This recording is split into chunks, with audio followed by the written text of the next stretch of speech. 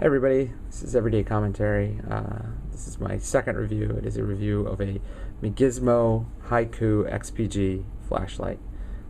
This light I've had for about a year. You can see there's some wear marks on it. I use it, I carry it, I don't baby it. I don't believe in babying gear. You bought it to use it. It's a tool. It's not a piece of art, although it could be artfully designed. You're probably not going to go cut open a package with a painting, but if you treat a knife like a painting, I think it's kind of dumb. If you treat a flashlight like a painting, I think that's kind of dumb. But this is a great light. It's not inexpensive. It's made out of titanium. It has a sapphire lens, has a custom designed reflector, has a titanium pocket clip, has a custom designed McGizmo clicky. But it's a great light. It's probably, in my opinion, the closest thing to a perfect flashlight. It runs on one CR123A or a rechargeable CR123A battery. It produces around 230 lumens on high, 3 or 4 lumens on low, around 30 or 35 lumens medium. It has mode memory, meaning that the last mode you turned it on in is the mode it'll come. The mode you turn it off in is the mode it will come on in when you turn it on next. This solves the classic dilemma. Everybody wants to know, well, what will my light come on in? If I have multiple modes, I want it to come on high, and some guys say, I want it to come on low so I don't lose my night vision. Well, with the mode memory, you can choose, because all you have to do is cycle to the mode you want it to come on in right before you turn it off. So I switched from high to low, and now when I hit the button, it'll turn off, and when I turn it on again, it comes on in low. So you get to choose with a mode memory flashlight. This doesn't have crazy modes. I don't think you need a strobe. I don't think you need SOS. I don't think you need that bullshit on a light. It doesn't have any of that. It's just super simple to use. You can give this light to somebody in an emergency situation when you don't have any power on and say, here's how you use it. Click it once, turns it on, click it again quickly. It'll upgrade the light, the brightness until you get to the brightest setting, and then it'll go back. You can tell them and explain it to them. You can show it to them in 5 or 10 minutes. So the way I review products, I put it on a 20-point scale. I have 10 categories. You can get a 0, 1, or 2 in each of the categories for a total of 20 points. 0 means the item failed in that category. It just doesn't work. 1 means it works okay. It works fine.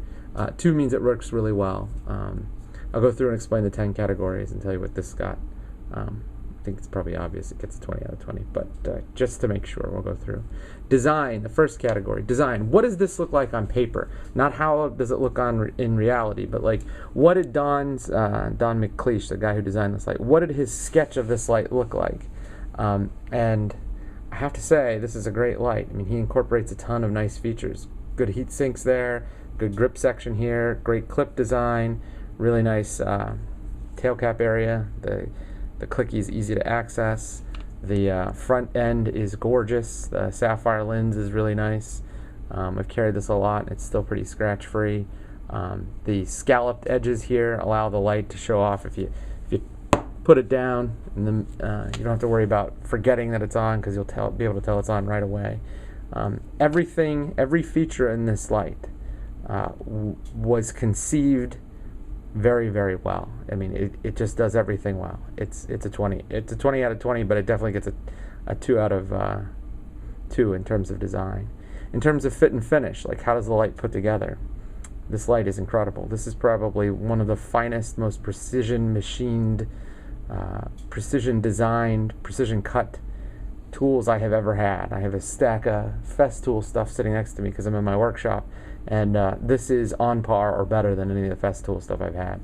The threads on the head are just absolutely perfect. They're so nice and tightly cut, and boy, should I have cleaned this light before I did this review, that it's almost like the flashlight is magnetized. The head just sucks onto the body and stays in there perfectly. There is no flaw. I mean, when I got this light, there are flaws now because I've used it, but when I got this light, it was freaking perfect, and it is still pretty darn nice. In terms of grip, how the light handles, how you hold the light, because the narrow portion of the body tube and then it flares out, you got a nice place to grip on to the light. You can hold it like this and hit the clicky pretty easily. I really like the way that the light handles in I like the fact that the pocket clip sort of accentuates the grip. It keeps your finger locked in there. Without the pocket clip, it's still pretty nice because, again, the flared ends here make it easy for you to grab it like a cigar style. And then cigar style gives you easy access to the McGizmo clicky. So, again, in grip, it gets a 2 out of 2.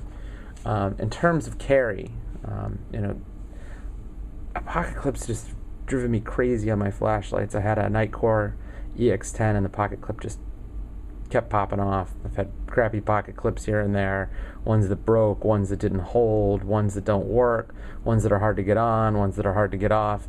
This pocket clip, the one pre-bolted, it's bolted in, it's perfect. I mean, nice and tight, but not so tight that it shreds your pocket. It hits perfectly on the light, it hits right in the right place. It's just great. Love the pocket clip. The retention method here is second to none. I would say this is a 2 out of 2 there as well. The output, you can buy a 2000 lumen light. I don't know what you're going to do with that. You might signal to aliens or some crazy thing like that. But 230, 200 lumens, that's plenty. As an everyday carry light, not like a light for shooting or a light for, illuminating large distances. Like, I'm not a park ranger. I don't need to illuminate something 5 miles away. This light will do perfectly fine for everyday carry use. The runtime's pretty respectable. I think it's like an hour and 30 on high, and then ridiculous on low, and that's again fine. So output and runtime, I give it a 2 out of 2. Now here's the next part, and this is one of the things that I've learned collecting and using flashlights for about 10 years now. What the beam looks like is often the thing that people think of when they say, like, oh, this is a really bright flashlight. They think lumens, but what really tells your eye how bright the light is the way that the beam is shaped, the way that the beam is output. And this is the thing that makes this light, in my opinion, the best EDC light in the entire world. There are two parts to the beam. There's the sort of the halo, the area around the main spot, and then the main spot, the hot spot. And so flashlight people call it the hot spot and the spill. This light has a perfectly diffused hot spot. In other words, it passes from really, really bright to useful light, but not so bright, very evenly, very smoothly. And so at night, when you illuminate something, if you want to hit something a mile away, you can do it with the hot spot. But if you need it for up close work, you can just hit it and put it in the spill, and you got enough useful light, but it's not going to blind you. And that's why this light is amazing. There is no light that I have ever seen or used or watched a video of that has a beam profile as gorgeous as this light. It's just amazing. This is the reason why this light is my favorite light I've ever seen. The beam quality, like, not the shape of the beam, but are there any artifacts? Are there any holes? Again, because of this custom reflector, I think that's probably the reason why the beam type is so nice. But the beam quality is just perfect. The beam type is a perfect balance between throw, meaning hit something far away, and spill, meaning illuminating a bright area close up. I gave it a 2 out of 2 there. The beam quality is flawless. There are no artifacts. There are no spots. This is a perfect beam. I give it 2 out of 2 there. The user interface, how you switch modes, how you turn it on, as I demonstrated before, the memory mode on the clicky, it's the best I've ever seen. You don't need something complicated. Complicated makes it less useful, not more useful.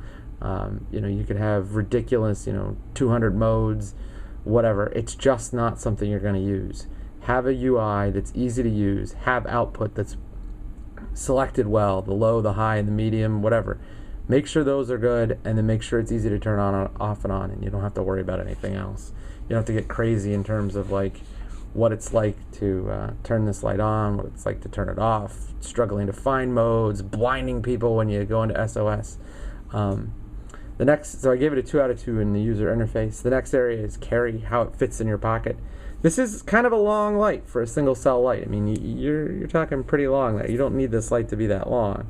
It's that long because the reflector is nice and deep. But that's a trade-off I'll make. I mean, this light gives you the best beam I've ever seen, and I'll trade off for that. And so the length here is a little more than is needed for a one-cell CR123A light, but it's still acceptable. And the pocket clip is divine. It's just great. So 2 out of 2 there.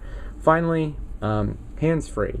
Can you, like sometimes you need a light to just stand up there when the power is out, hit the ceiling, throw the light off the ceiling bounce, illuminate the whole room. This light is perfectly stable in the tail standing roll. It doesn't move around a lot because the tail cap is nice, and because it has a pocket clip, you can lay it on an object and it won't roll away.